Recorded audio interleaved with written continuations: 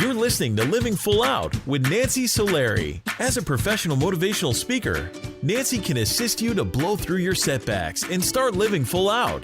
If you have an inspirational story you want to share, email us at connect@livingfullout.com. Once again, here's Nancy.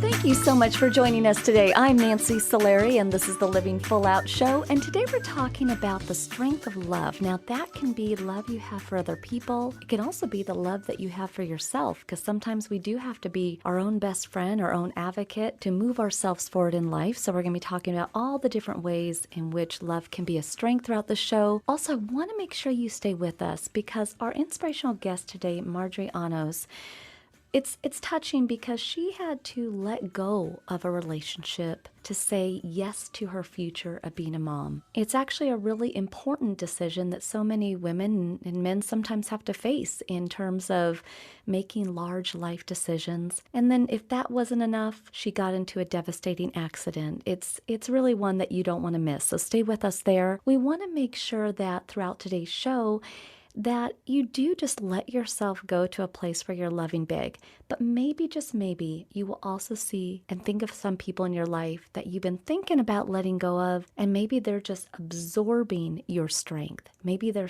abusing your love. And sometimes we have to make those big decisions too. So we also want to make sure that throughout today's show, if you need support on this topic, do reach out to us at connect@livingfullout.com. Truly, we want to be there for you every step of the way. And we want you to hear today's show again or share it with a friend. If you need to, remember that we are in the App Store. Just look for the Living Full Out Show. It's free, and you can listen to us on the go. So I'm getting word from our producer that we do have a listener on the line. We're going to go say hello to them. Hello, welcome to the Living Full Out Show. Hi, good morning. Good morning. How can I help you today? Yeah, hi. So I'm calling today because I just have a quick question hopefully you can help me with. I was wondering, how can I stop invalidating my progress? I'm somewhat always looking for more work towards. I never feel like I'm doing enough, whether in terms of school, maybe in terms of health. So I was hoping maybe you can provide maybe some advice or anything. Well, I don't need to tell you this. That must be exhausting sometimes, huh? Yes. I mean, Yeah. It's one thing when we've had a lot of caffeine, right? And we're kind of in super mode. But at the end of the Right. day, time goes so fast, huh? I'm sure you feel that way. Yeah. Sometimes I just wish I can just maybe just press like a pause button on time, but it just keeps going. Oh, here, let me hand you the remote. It's right here. Just hit pause. Yep. No, I Yeah. get you. I get you. So am curious though, when you were growing up, so I'm going to give you an example. When I was growing up, I had two very academic sisters. They were very competitive. It's almost like no one expected much of Nancy. I was just kind of the giggler, the happy one, little Nancy. Um, but that didn't really force me to rise. It didn't have, give me that stamina. It wasn't till the hard knocks of life that life kind of pushed me around a bit and said, get in the game, girl. And so I'm wondering, in your path, did you have, a parent or did, that maybe put certain expectations on you, or is it kind of built into maybe your family structure? Yeah. Well, my mom, um, she's very kind of like put academics first. She's known her time in high school, her time in college. She had almost a perfect GPA, high grades. So I Mm. feel like I somewhat felt like that was the only way to do it, to have a 4.0, to have all of these um, accomplishments to the point where I honestly don't feel accomplished if I don't have these Mm. perfect grades. And And I'm just curious, what did your mom want you to be? What did she want you to do yeah, professionally? well, professionally, she really wanted me to be a lawyer, to go into law. Mm-hmm. And for a little bit, I thought that's what I wanted to do with my career. I was Mm-hmm. somewhat interested in it, but and then I fell in love with sports, fell in love with basketball. So I kind of want to make my career into that now, working for a professional basketball team and stuff like that. And either So, way, my mom is proud of me, always going to be proud of me. It's kind of just mhm. like me telling myself, even though I'm on the track of becoming a professional, I still don't believe it's enough compared to my mother. Mhm. So I kind of want you to consider a couple things.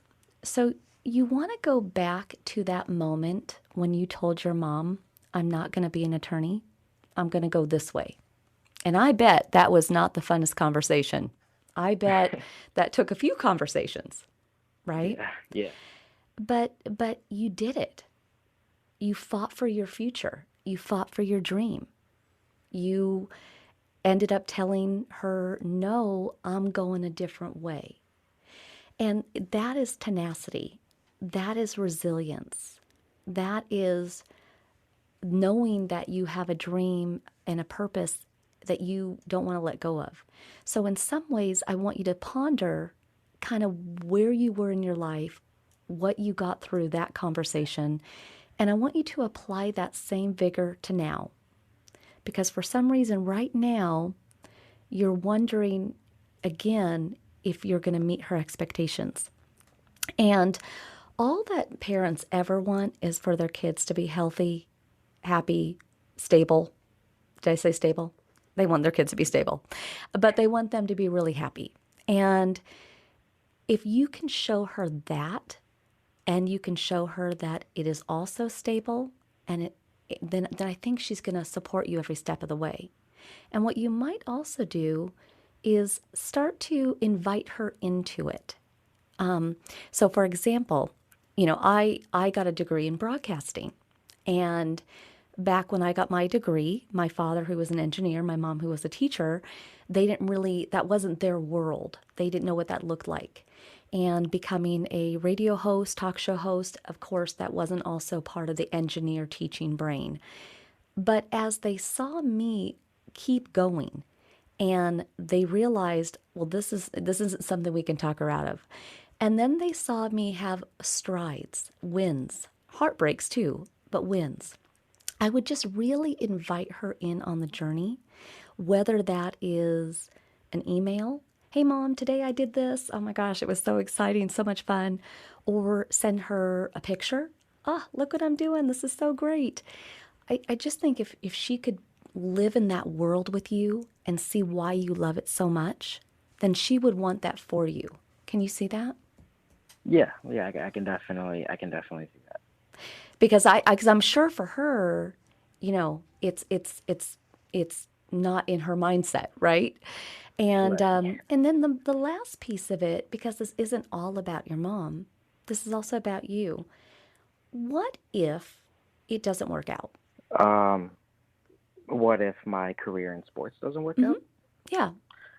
Well, you know, Do you ever think about that? I mean, I have to be honest with you. I honestly never really thought about worst case if working in sports doesn't work out, Well, honestly. I'm actually impressed. Most people, that's kind of the lingering thing in the back of the mind. Well, if you don't ever think about, the reason why I wanted you to acknowledge that is because a lot of times when people have doubts about something, doubts if the dream is going to work out, doubts if they're going in the right direction, whatever that might even be for you that's lingering, you just have to bring it to the forefront, give it its moment in the spotlight. They call, it's like calling the elephant out in the room. Because a Right. lot of times, what makes us feel small, what makes us doubt, is just fear. And if we just bring that fear out and take it to the 10th power and make it seem super ridiculous, super silly, hasn't even happened yet, I can't even believe I'm wasting time on this. I can't even believe this is like in the back of my mind. Then we give it less power. So I'm not sure for you, maybe what is it that you think is making you feel this way? I feel like it's maybe somewhat of insecurity, um, maybe a little bit as, you know, um, people who work in the sports industry. It's not really known to make like, I don't know, a lot of money unless you have a high position. So like maybe when I Well, compare it to my friends who want to work in like the medical field or well, finance. here's what I think about that. I'm so glad you mentioned it. You're right. In the beginning, for me, it didn't make a lot of money either. In the beginning, it's not. But you know what? There's no money that you can place on passion and living a dream. And so those friends might have a lot of money, but they might be bored, settling, unpassionate, you know. I say keep going. Absolutely keep going. You know, I believe in you, and I know you do believe in you, and I know your mom believes in you. The stars will align. Thank you so much for calling in, though, and we're going to keep our eye on you, wishing you well. Hold the space that your career comes true, and I appreciate you calling in. And for everybody listening, we're going to be right back after this break.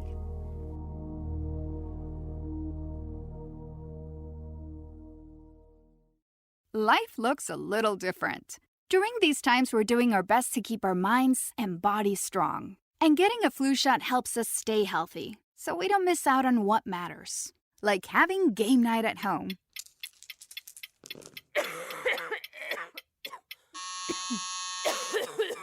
Yeah, can't do that while sick with the flu. Now imagine family movie night that your daughter can't live without. Well, that's ruined. And don't forget your uncle's socially distanced cookout.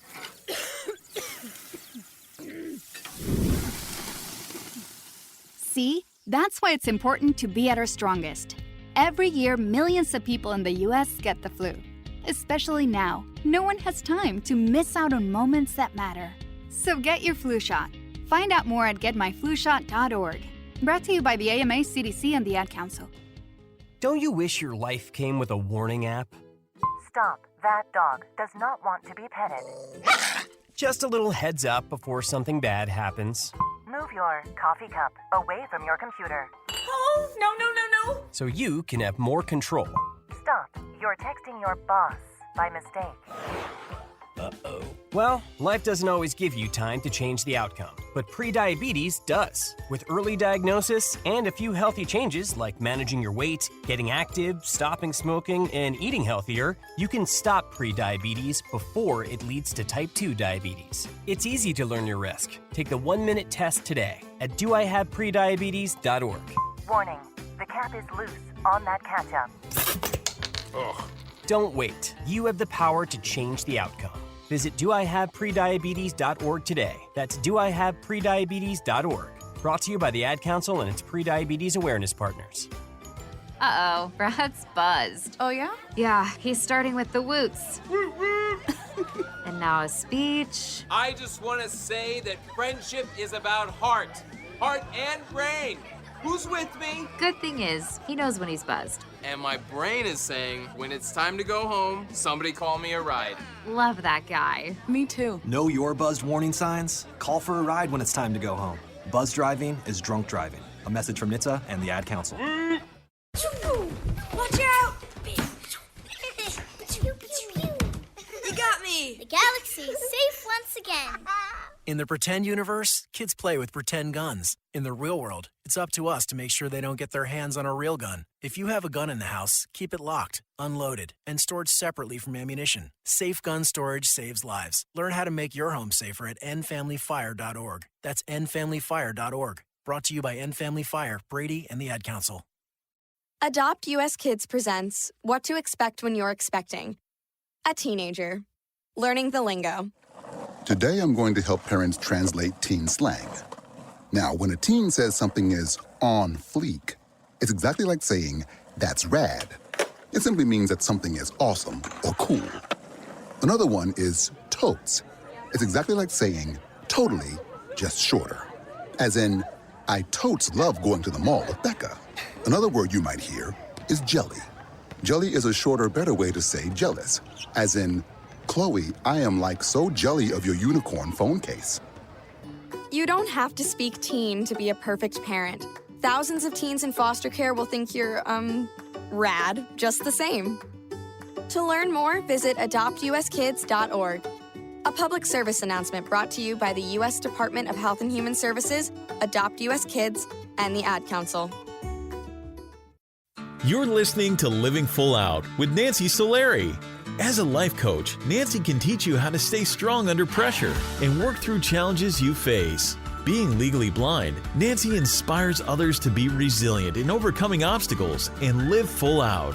You can ask Nancy for advice in your life on relationships, finance, business, health, and more. Just call in at 800-333-0001. Once again, that's 800-333-0001. Now, here's Nancy. Welcome back. I'm Nancy Solari, and this is the Living Full Out Show. And today we're talking about the strength of love and how much we really need that sometimes to get through the bumps and the bruises of life. But also, sometimes we need that love, that light to know which direction to go. And our inspirational guest today, Marjorie Anos, is honestly just a great example of love. She is literally love all wrapped up in a beautiful human, and I can't wait to share her story with you. So, Marjorie, welcome to the show. Thank you so much, Nancy. Oh, so happy to have you here. And there's a lot about your story I want to jump into. You grew up with love. You grew up with siblings, cousins, just a really good family. And so much so that even at 17, you were like, oh, I've never even gone through anything tragic or bad, and I don't know what that might be like if I ever do. And, I'm actually personally glad that you had that growing up, given all that you encountered later. And your cousin, really one of your best friends, like a sister to you. Tragedy first struck for you when you found out that she got cancer. And so many of us have been touched by cancer, and my dad had it, my grandmother, my mom. And I know it's devastating to get that news. But one of the things that I guess broke your heart the most was just seeing how much she fought for her kids. Why was that? Oh, it was just she wanted to be a mom for so long, and when she finally became a mom to those two beautiful children, she just wanted to spend as much time and play and teach them and see them grow as she could, and cancer sort of was cutting that short for her. So she was pretty aware of it when she got the diagnosis. She was given 6 weeks to live, really. And so every milestone was sort of the next goal that she would attain. And she lived 4 years to be able to spend as much time as she could with them. Yeah, and that is touching. I don't have kids myself, but I can appreciate while you were watching that unfold for her, it almost opened up a conversation between you and your boyfriend at the time. And he was older than you, 24 years older. But, you had told him, I think I might want to have kids. Would you be open to it? And he seemed open to it. But when you really started to see your cousin go through this, and you started to see that the love that she had for her children is what gave her one more day of life, when you brought these concerns or feelings of wanting to have your own children to your boyfriend at the time, how did he handle that? Well, it was clear for him that he didn't want any more children. He had already 2. And so I was sort of put in that position where I had to choose for myself, because if I stayed with him, it meant that I would not have any children.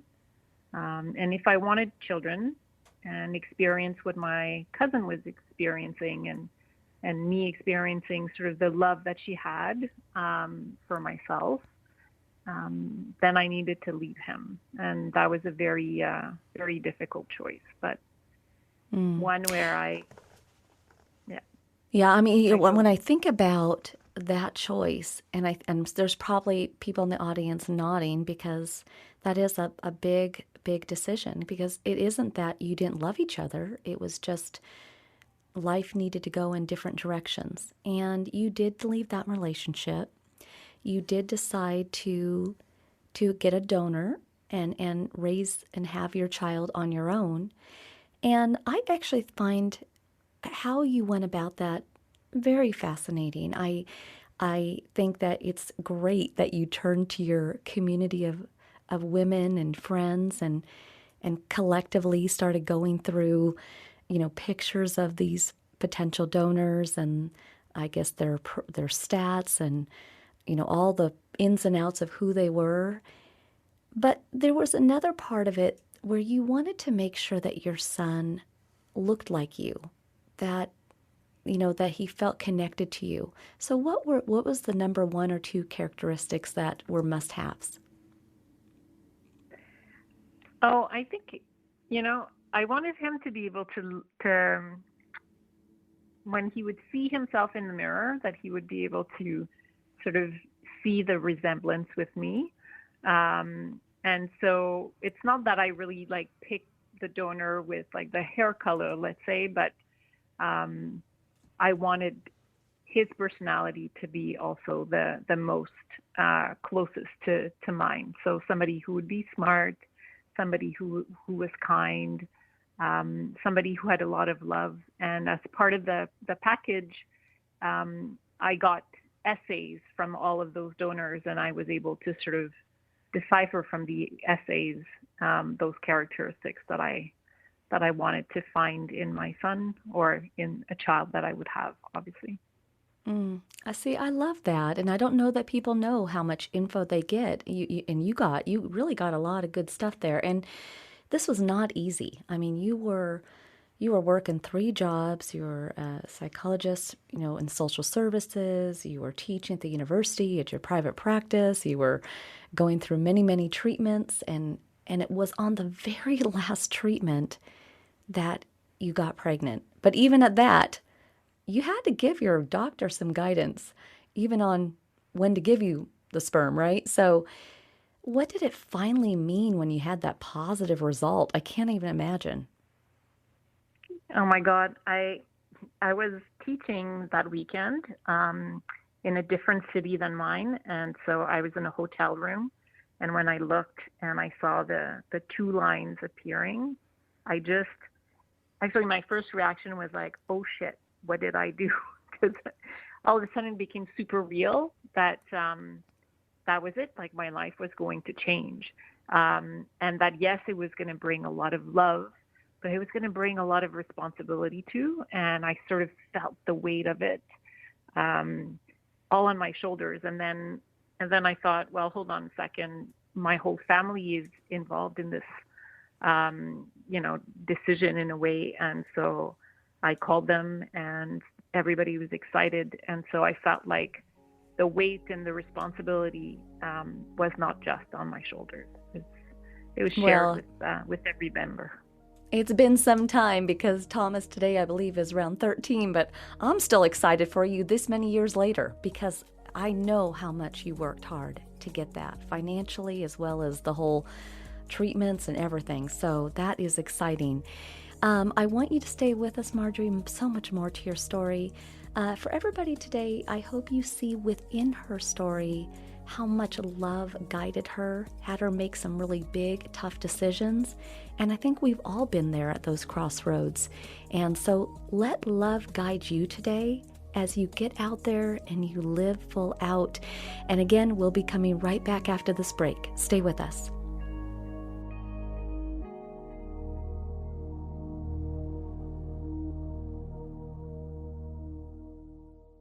Today in school, I learned a lot. In chemistry, I learned that no one likes me. In English, I learned that I'm disgusting. And in physics, I learned that I'm a loser. Today in school, I learned that I'm ugly and useless. And in gym, I learned that I'm pathetic and a joke. In history, I learned that I'm trash. Today in school, I learned that I have no friends. In English, I learned that I make people sick. And at lunch, I learned that I sit on my own because I smell. In chemistry, I learned that no one likes me. In biology, I learned that I'm fat and stupid. And in math, I learned that I'm trash. The only thing I didn't learn in school today? The only thing I didn't learn today? The only thing I didn't learn is why no one ever helps. Kids witness bullying every day. They want to help, but they don't know how. Teach them how to stop bullying and be more than a bystander at stopbullying.gov. A message from the Ad Council. I'm Nancy Solari, certified life and business coach. I want to invite you to the Personal Development Boot Camp. During the boot camp, we're going to be looking at taking those insecurities that you have and getting rid of them. We're also going to look at ways in which you can thrive and live a life full of purpose. Go to livingfullout.com/bootcamp, livingfullout.com/bootcamp to sign up. I believe in you, and here's to you living your life full out.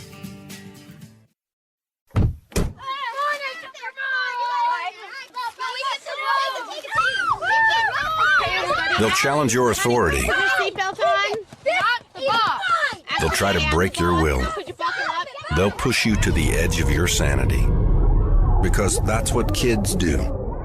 But this car is your territory, not theirs. Defend it. Who makes the payments? Who cleans it? Who drives it? You do. That's who. And in here, your word is law. So when you say you won't move until everyone's buckled up, you won't budge an inch.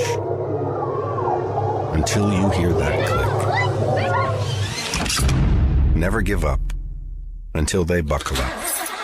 A message from the National Highway Traffic Safety Administration and the Ad Council. For more information, visit safercar.gov/kidsbuckleup. 7 million children suffer from asthma, more than any other chronic disease. Most asthma attacks are caused by allergic reactions to allergens, including those left behind by cockroaches and mice. In fact, 82% of U.S. households contain mouse allergens, and cockroaches are found in up to 98% of urban homes. How can you protect your family? Find out at pestworld.org. A message from the National Pest Management Association and the American College of Allergy, Asthma, and Immunology. Get it, slip it, cuff it, check it. Talk to doctor now and share it. I get it, slip it, cuff it, check it twice a day. I get it, slip it, cuff it, check it in the morning and before dinner. I get it, slip it, cuff it, check it, and share it with my doctor. Nearly 1 in 2 U.S. adults have high blood pressure. That's why it's important to self-monitor your blood pressure in 4 easy-to-remember steps. It starts with a monitor. Now that I know my blood pressure numbers, I talked with my doctor. We're getting those numbers down. Get it, slip it, cuff it, check it. Talk to doctor now and share it. Be next to talk to your doctor about your blood pressure numbers. Get down with your blood pressure. Self-monitoring is power. Learn more at manageyourbp.org. Brought to you by the Ad Council, the American Heart Association, and the American Medical Association. In partnership with the Office of Minority Health and Health Resources and Services Administration. You're listening to Living Full Out with Nancy Solari. With Nancy's expertise, you'll learn how to embrace your potential and strive for success. If you have a question or need further support, send us an email at connect@livingfullout.com. Now, here's Nancy.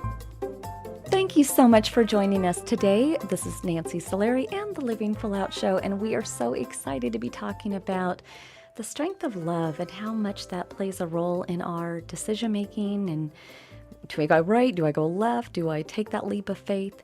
A lot of times that love is what gives us that boost, that confidence to go for it.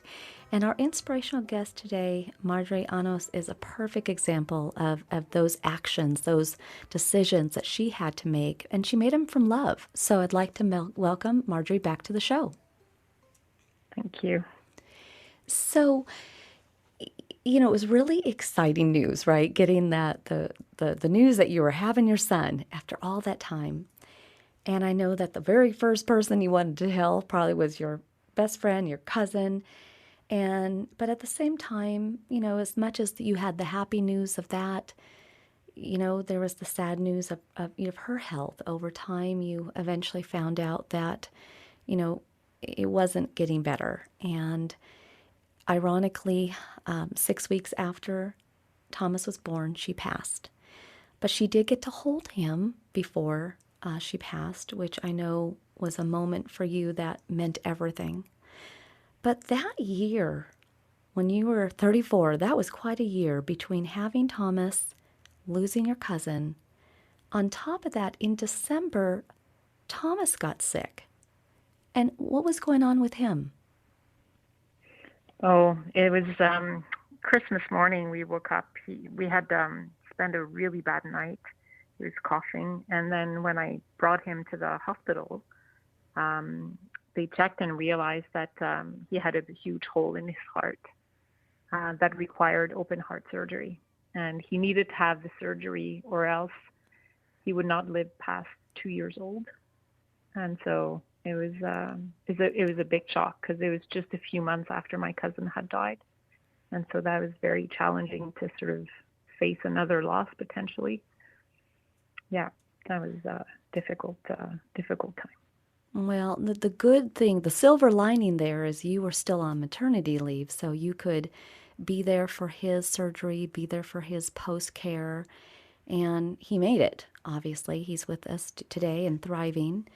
But the thing about life that I think is so interesting, and really the topic of today, love, within a year's time after that major surgery for him, you were coming back from a family vacation. You decided to leave your son with your family and just, quickly jaunt away for a couple days, go to work, and then you go back and get him. But when you were driving, you slid on black ice. We've all been there. Even I have. It's so scary. But what happened?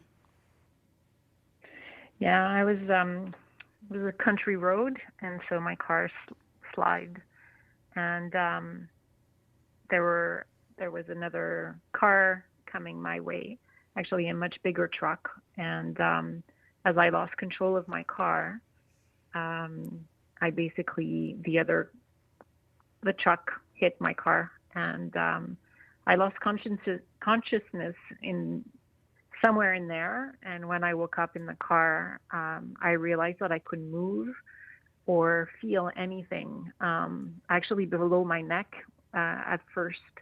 And when I realized that, I was like, no, but I survived. I asked to survive so that I could be with Thomas and so that I could be there also for my cousin's kids. And I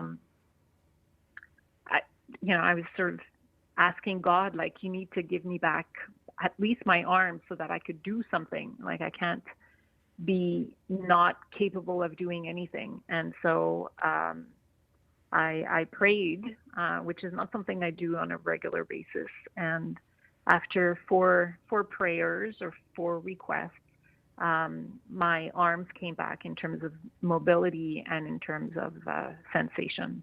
So I knew that something really bad had happened in the car accident, in the crash. And then it was just like I needed to wait because I knew that if I moved, I could make it even worse. So I needed to really focus on what was necessary.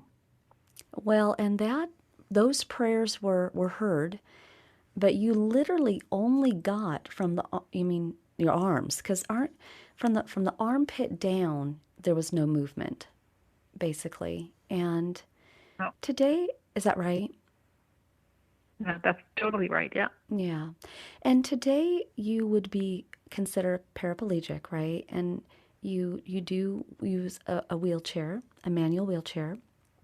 And, one of the things I've learned about those who have to use a wheelchair to get around, and I have a guide dog and a white cane, so I have my own ways of mobility, but you really have to keep those arms strong, right? How important is that in your rehabilitation to be able to live independently only with the arms? Oh yeah, it's really about the whole health, because it doesn't, like, spinal cord injury doesn't just impact the walking or not walking.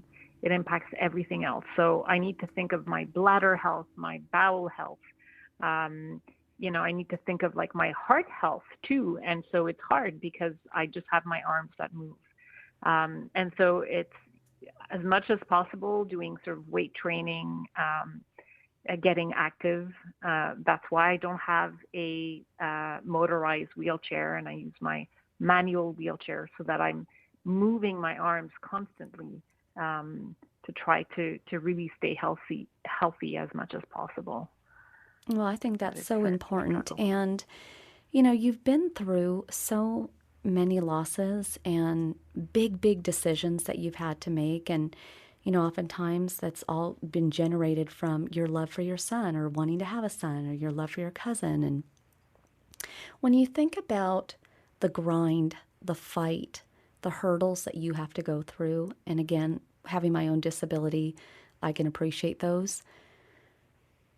What does love have to do for you today? I mean, I imagine it's a love for yourself. I imagine you got to fight for being there for your son, paying the bills. It's love is a powerful, powerful motor engine, but it's also sort of like the gas that we put in that engine. So it's all encompassing, and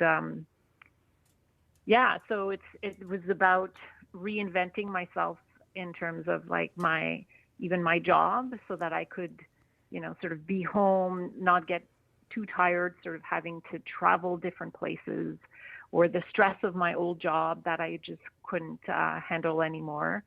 And it was really about focusing on what is my main goal and how can I really sort of achieve that goal for the benefit of Thomas, for my benefit, because if I'm healthy, then Thomas has a better chance of like being healthy and being able to do the things that he needs to do to grow up healthy and well. And so it was really, you know, thinking about him and then sort of making sure that I think about me.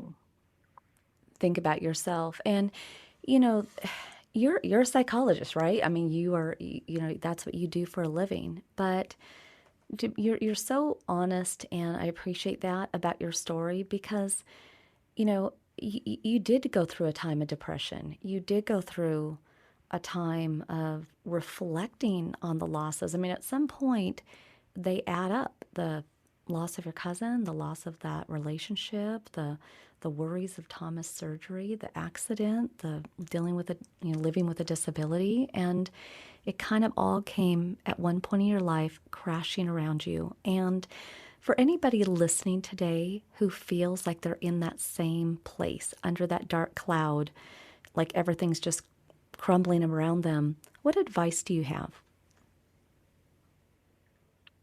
Take the time. I think that's what I didn't do after my accident. I just dove right back into work, for example, because I didn't want to think. I didn't want to think about the impact of the accident. And so I thought that if I just continued doing exactly what I had been doing, then everything would be okay.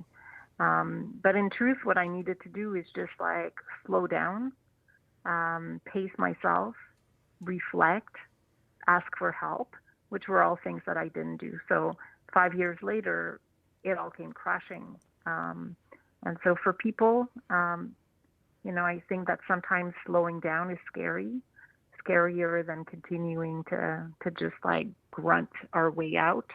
But I would say slow down and take the time for yourself to heal when that happens. And how do you manage or handle future fears and stresses? I know right now you're not dating, you're not sure what that would even look like. You know, it'd have to be a certain person that would understand your situation. And I go through that as well, right? Being legally blind, it's got to be the right person to understand my world. And I'm sure you have, you know, just wishing that things were easier, you know, wishing there was a cure to, you know, help your disability and help mine. How do you manage those future disappointments or frustrations?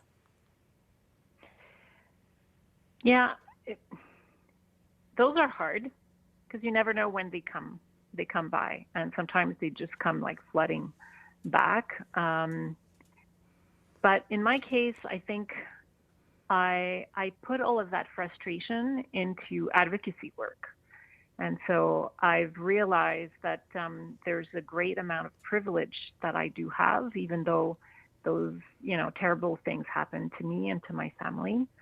And so I know that there are families that handle similar hurdles that I have, but not with the same resources that I had. And so I try to remember that and fight for the rights of parents who have a disability.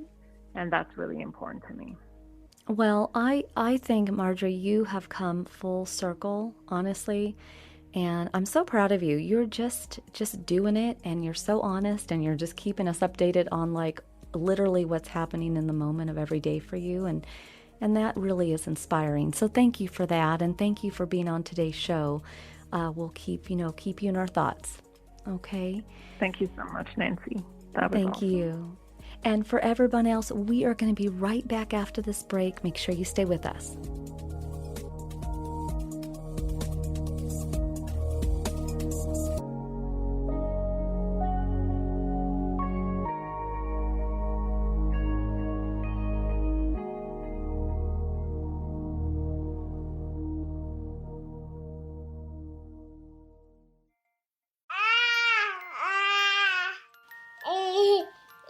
To some people, the sound of a baby babbling doesn't mean much.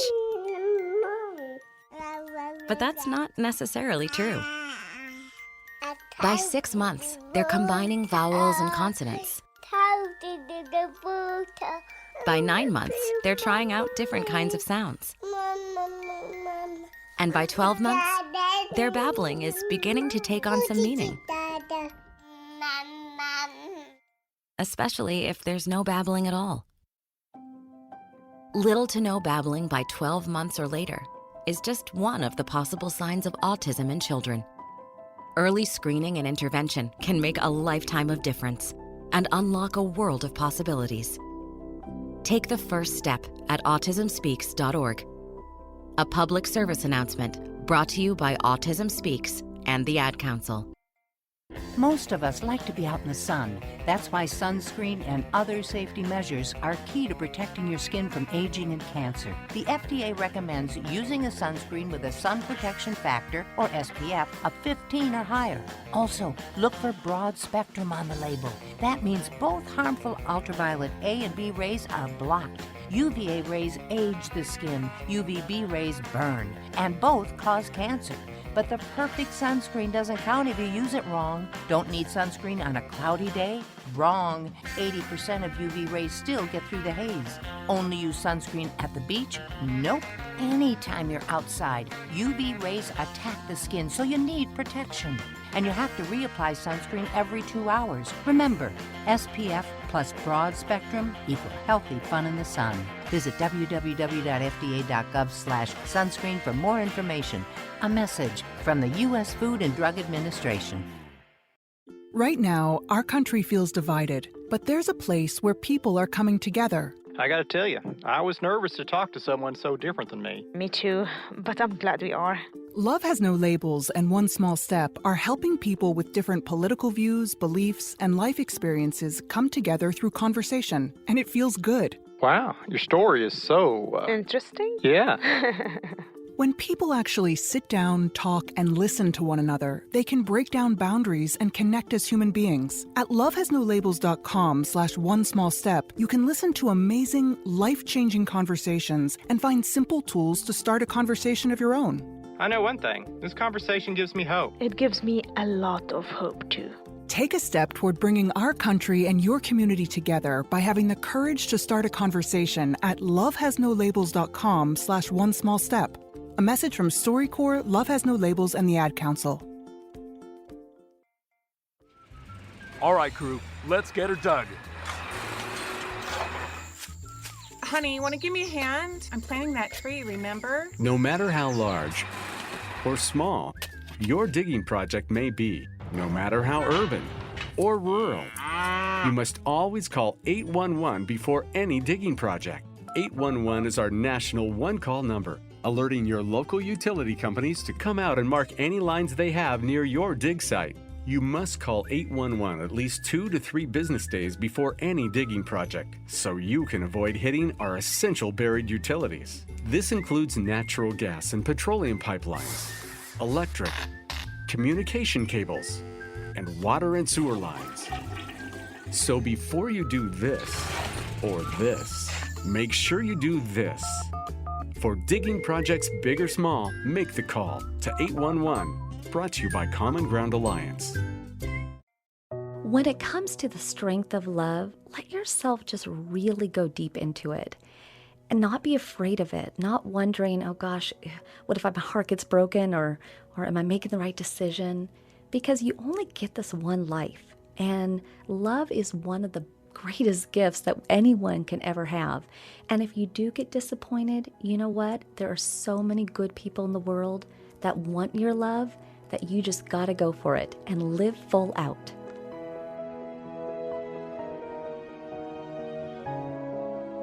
You're listening to Living Full Out with Nancy Solari. As a professional motivational speaker, Nancy can assist you to blow through your setbacks and start living full out. If you have an inspirational story you want to share, email us at connect@livingfullout.com.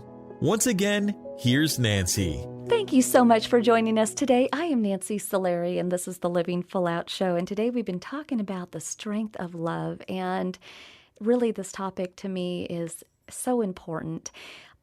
When I think about my life and I think about times that I have felt, well, I've been on the floor and I've had to pick myself up from really hard, kind of devastating times I've failed or have heartbroken, I had to lean on love. And sometimes that is scary. So, when I think about, for example, love's lost, right? I guess one would say. For some of you out there, you meet the right person in junior high or high school, and it's a forever happy ever after situation. And sometimes for the rest of us, it's not Goldilocks, not the porridge is too hot and the porridge too cold, but it's really finding that person that you can run with, finding that person that has maybe the same level of faith you do, or career mindset you do, or just same values that you do. You would think that's easy, but if it was easy, everyone would have the love of their life, right? It's not. And so when I've transitioned in between different relationships, I've always said to myself, well, I told that person I love them. I still love them. I love who they were doesn't mean I'm in love with them. So sometimes, again, love is one of those things where you can change the color, the variation, the intensity of love. You can still love somebody, but not be in love with them. Sometimes you also have to think about, when it comes to love, is your love for someone, is it for just a season of your life? Do you love someone for a certain reason? Or is that just a love that is full bore forever? And again, one of the hardest lessons that so many times we have to learn is knowing the difference between them. Knowing sometimes that it's okay to turn that page. I don't want to say let go. Now, granted, some people need to be let go. But if somebody is in your life and you've loved them, and maybe they were either a great constant mentor to you, supporter to you, and you loved that support, or maybe you were romantically in love with them, but time goes on, decades go on, and the two of you are not the same people.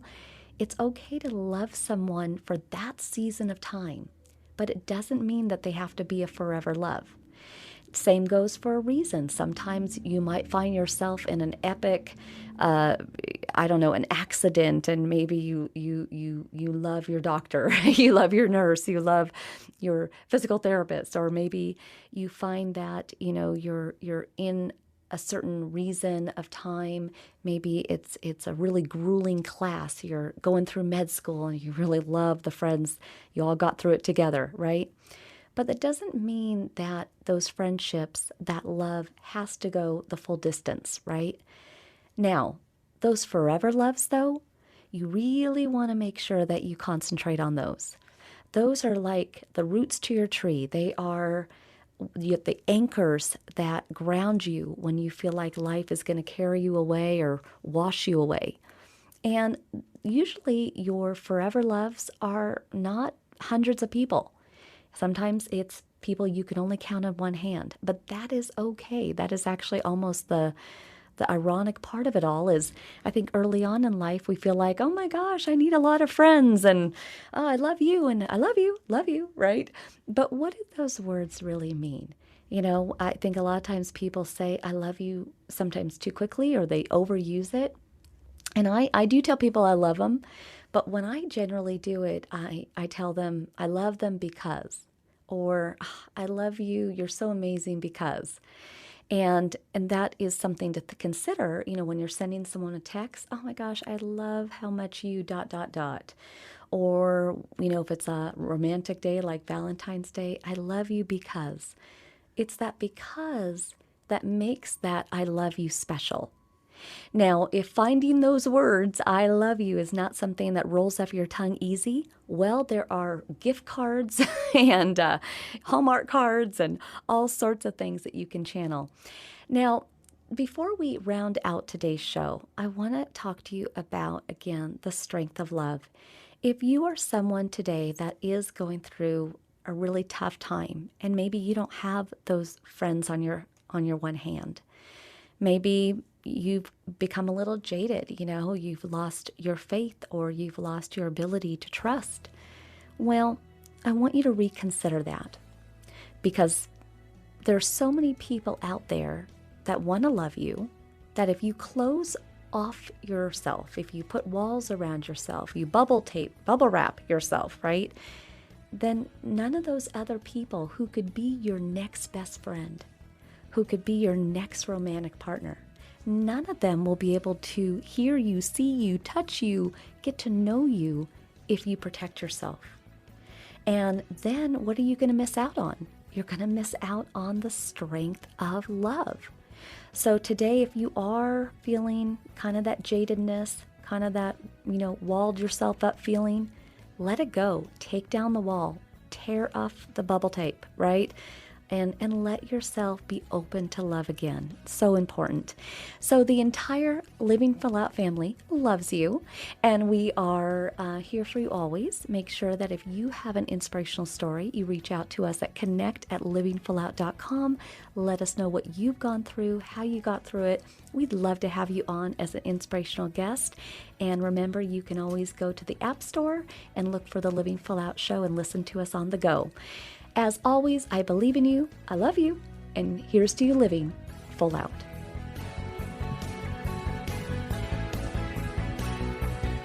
Thank you for listening to the Living Full Out Show with Nancy Solari.